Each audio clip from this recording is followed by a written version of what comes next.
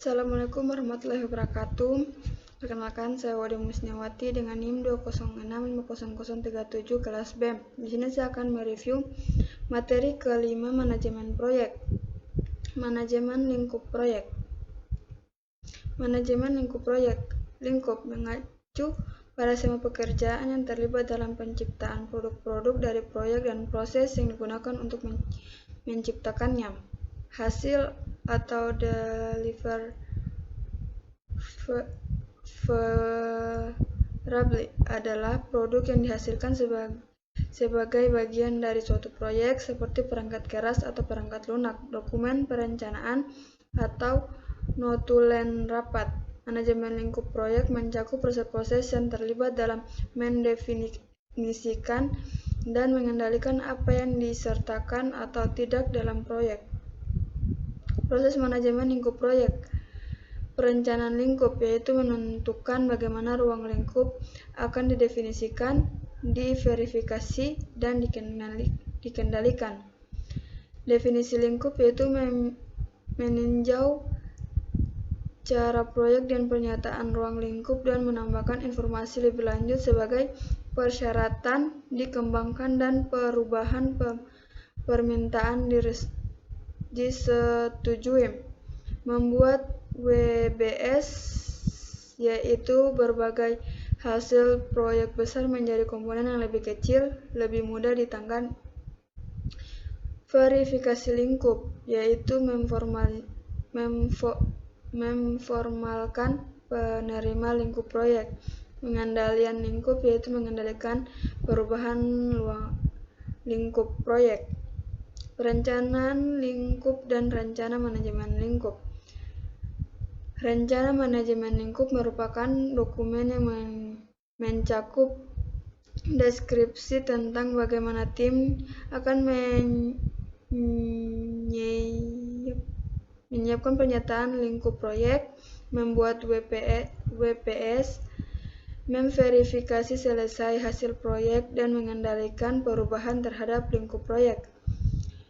Masukan utamanya mencakup serta proyek, cara proyek, pernyataan lingkup awal, dan rencana manajemen proyek.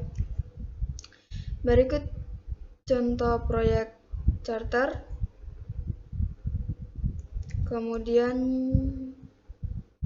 yang ini juga contoh project charter. Definisi lingkup dan pernyataan lingkup proyek.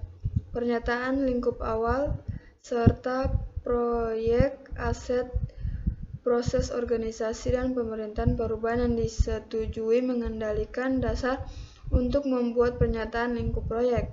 Seiring waktu, ruang lingkup sebuah proyek harus menjadi lebih jelas dan lebih spesifik. Menetapkan lingkup proyek lebih jauh. Bisa lihat di sini contohnya.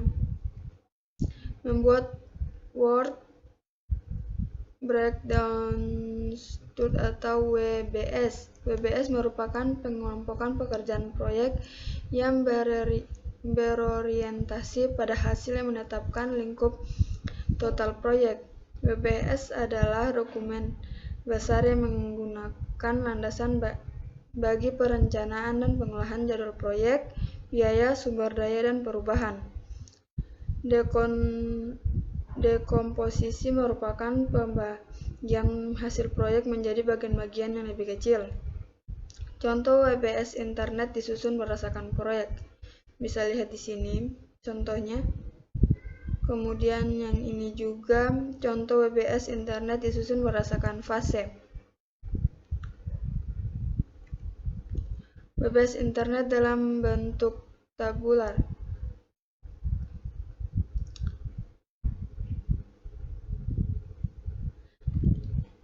Ini contoh WBS internet dan Gantt chart dalam project 2000.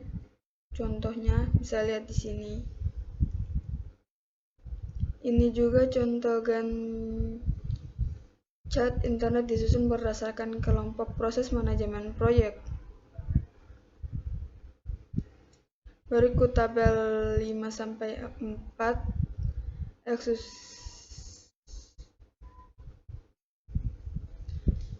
Pendekatan untuk mengembangkan WBS.